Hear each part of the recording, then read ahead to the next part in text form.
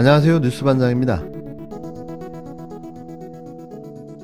초과세수, 추가세수라고 하는 건 뭐냐면 작년에 기재부가 제출한 국세 수입 예상치보다 얼만큼 세금이 더 들어왔냐 이 얘기인데 뭐 어떻게 예상치니까 정확히 맞출 수 있겠어요. 그런데 지금 올해는 무려 50조나 이 추가세수가 발생을 했다는 거예요. 그러니까 올 상반기에만 해도 이 세수가 그 31조가 추가로 들어온 게 확인이 돼서 그걸 이제 각종 재난지원금으로 사용을 그렇죠. 했거든요. 예. 근데 그렇게 하고도 또 19조가 더 들어온다. 그러니까 올 한 해만 전체로 따지면 기재부가 예측한 그 소위 국세 수입 예상액에 비해서 무려 50조나 국가 예산의 거의 10분의 1에 해당하는 추가 세수가 들어올 것으로 된다라고 하는 걸 이제 확인한 거죠. 분명히 기재부의 책임 문제는 따르지 않을 수가 없습니다. 이번에 이제 그 크게 논란이 되고 예. 여당임에도 불구하고 윤호정 원내대표를 포함해서 여당 의원들이 강하게 질책하는 이유는 두 가지 이유입니다. 예. 첫 번째는 당연히 예상치하고 결과치가 똑같을 수는 없다. 그렇죠. 좀 초과세수가 발생할 수 있는데 발생을 해도 어떻게 50조씩 발생을 하냐. 두 번째로 이달 초까지만 해도 계속 10조 초반이다. 그러니까 31조 초과세수 발생한 거에 추가적으로 생기는 건 10조밖에 안 10조 된다. 초반이다라고 했는데 불과 보름도 안 돼서 사실은 19조입니다. 이달 초죠. 11월 초 정도 됐으면 이미 초과세수가 얼마 발생할지 뻔히 알면서도 국회에서 예산 심의 과정에서 예산을 늘릴까 봐 너희 의도적으로 숨겨온 거 아니냐라고 하는 의심을 안 할 수가 없는 거죠. 지난 2021년 11월 18일 KBS 라디오 최경영의 최강시사에 출연한 김기식 전 금강원장이자 더미래 연구소장의 인터뷰 내용입니다. 문재인 정부 당시 홍남기 경제부총리가 초과세수를 의도적으로 축소시켰다는 건데요. 문재인 정부의 홍남기 전 경제부총리의 정체는 뭘까요? 매번 추가세수 계산도 번번이 틀려가며 전국민 재난지원금 지급이 불가능하다고 목청껏 소리를 질러댔던 그의 말은 거짓이었을까요? 정권이 바뀌었으니 없었던 재원이 만들어지고 불가능했던 소상공인 지원이 가능하다니 홍남기 부총리는 문재인 정부에서 뭘 한 걸까요? 고의적으로 정부의 정책을 반대해왔던 걸까요? 이건 직무유기입니다. 없다는 재원 53조가 느닷없이 튀어나오며 추가 세수라고만 이야기할 뿐 그 출처가 논란이 되고 있는데요. 홍남기 부총리가 어디에 꼽을 쳐놓은 예산이 아니라면 이런 일은 사실상 불가능한데요. 누가 고발이라도 좀 해줬으면 좋겠습니다. 직무유기 혐의로 말이죠. 박홍근 민주당 원내대표가 추가경정 예산, 약칭 추경재원으로 사용되는 추가세수 53조와 관련해 천문학적인 초과세수는 국가 살림의 근간을 흔들 만큼 매우 심각한 문제라고 비판한 데 대해 성일종 국힘당 정책위원장은 다 문재인 정부에서 초과세수도 추계한 것이라고 맞받았는데요.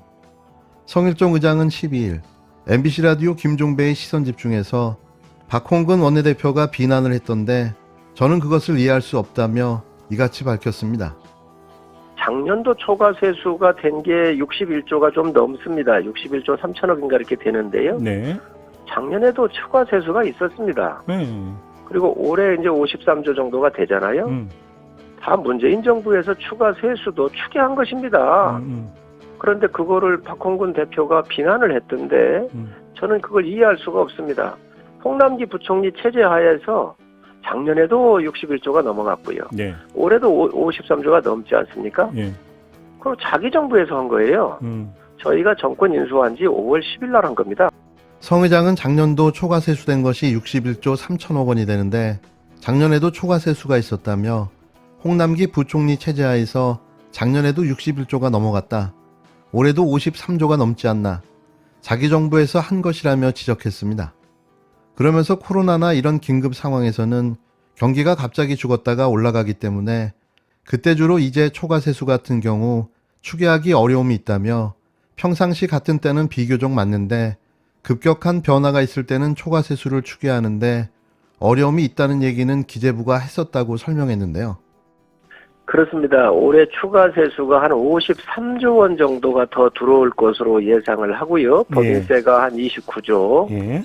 그리고 양도세라든지 이 부분에서 약 한 20조 정도가 돼 보이고요. 또 부가세에서 약간 들어오고 그래서 53조가 됩니다. 그러면 지금 지출구조조정에서 7조, 방금 말씀 주신 또 기금에서 8조, 15조 아닙니까? 네. 그 53조 중에서 23조는 다른 항목으로 법으로 규정돼 있어서 지방교부금이나 교육교부금으로 나가잖아요. 그러니까 나머지를 우리가 합해서 33조 원 플러스 알파를 만들어서 국채, 채권 발행 없이 이번 추경은 하게 되고요. 예.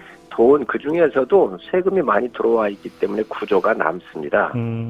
이거를 국채를 지금 1,000조 원이 넘어 있는데 국가 부채 비율이 50.1%거든요. 예. 그래서 구조를 상환을 할 겁니다. 그러면 49.6%, 50% 아래로 떨어진다는 말씀도 드립니다.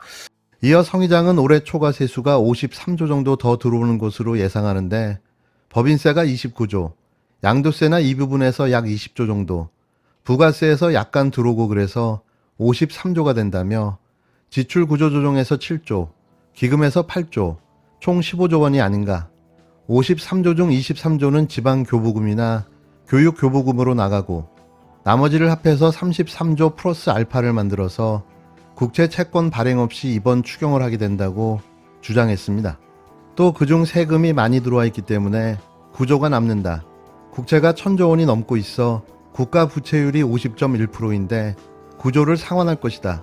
그러면 49.6%, 50% 아래로 떨어진다는 말씀을 드린다고 부연했는데요. 이 믿기 힘든 그의 설명은 계속됐습니다. 그렇습니다. 그걸 사용하지 못했거나 또 앞으로 사용할 수가 사용하는데 굉장히 어려움이 있을 것 같은 그러한 부분들을 저희가 조정을 한 것이죠. 앞으로 사용하기 어려울 수 있다라는 상황이 어떻게 과한 예산이 되어 있거나 예.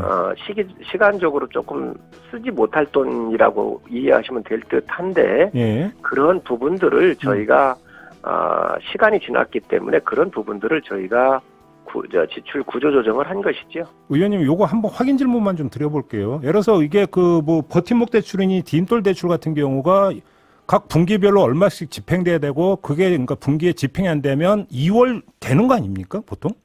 2월 될 수도 있지만 그것들이 그 과거에 작년도에서부터 쭉 내려오는 것들이잖아요. 그래서 그런 것들이 집행이 안 된 부분들은 이번에 구조조정에서 지출 구조조정에서 쓰면 되고요. 또 더 필요하게 되면 내년 예산에 그때 또 반영을 해주면 됩니다. 세출 구조조정과 관련해 국토교통부 지출 구조조정 내역에서 디딤돌, 버팀목 대출 같은 무주택 서민주거 안정 관련 예산을 1조를 삭감해 서민지원 예산을 깎는다는 조응천 민주당 의원의 지적에 대해서는 일부러 깎는 상황이 아니고 지금 4분의 1 분기가 지났는데도 사용이 안 되는 것을 조정하는 것이라고 답했는데요. 연말도 아니고 이제 4분의 1 분기가 막 지났는데 사용이 안 돼서 조정한다? 대체 이게 무슨 말일까요? 이어그는 과한 예산이 되어 있거나 시간적으로 조금 쓰지 못할 돈이라고 이해하시면 될 듯하다며 집행이 안 된 부분은 이번 구조조정에서 지출구조 조정해서 쓰면 되고 더 필요하게 되면 내년 예산에 그때 또 반영해주면 된다고 애둘러 설명했습니다. 어디서 53조 원의 재원이 마련됐는지 힌트를 얻을 수 있는 답변이었는데요. 결국 서민지원 예산을 땡겨다 지원금으로 돌려쓰겠다는 이야기인 거죠. 앞서 국힘당은 당정 협의를 통해 정부의 코로나19 영업 제한으로 피해를 입은 370만 명의 소상공인, 자영업자를 대상으로 1인당 최소 600만 원씩 지급하기로 결정했습니다. 이는 최초 공약을 지키지 않는다는 성난 민심을 달래기 위한 궁여지책으로 보여지는데요. 없는 예산을 만들어야 하니 이런 꼼수와 무리수가 나온 거죠. 여기에 문재인 정부의 홍남기 부총리도 톡톡히 한몫했는데요. 그러고 보면 참 대단한 인간들입니다. 저 국토부 추경안을 봤더니 이건 아니다 싶은 게 좀 있어가지고 이건 좀 우리 국토부 예비 심사에서 좀 얘기를 좀 해야 되겠다 싶어요. 예를 들어서 지금 주택 도시기금이라는 게 있습니다.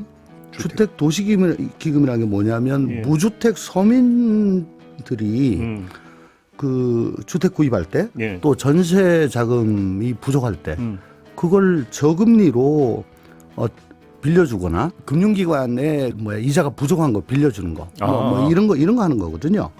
근데 거기서 주택 구입 전세 자금 융자 기금이 한 1조 원을 요번에 땡겨 쓴다 이거예요. 그러면 1조만큼 무주택 서민들에 대한 지원이 그만큼 줄어든다는 얘기죠. 그렇습니다. 그 디딤돌 대출, 버팀목 대출이라고 들어보셨어요? 그게 뭐냐면 무주택 서민층이 주택 구입할 때 주는 게 디딤돌 대출이고 전세자금 빌려주는 게 버팀목 대출입니다. 네. 여기서 1조 원을 삭감한다는 겁니다.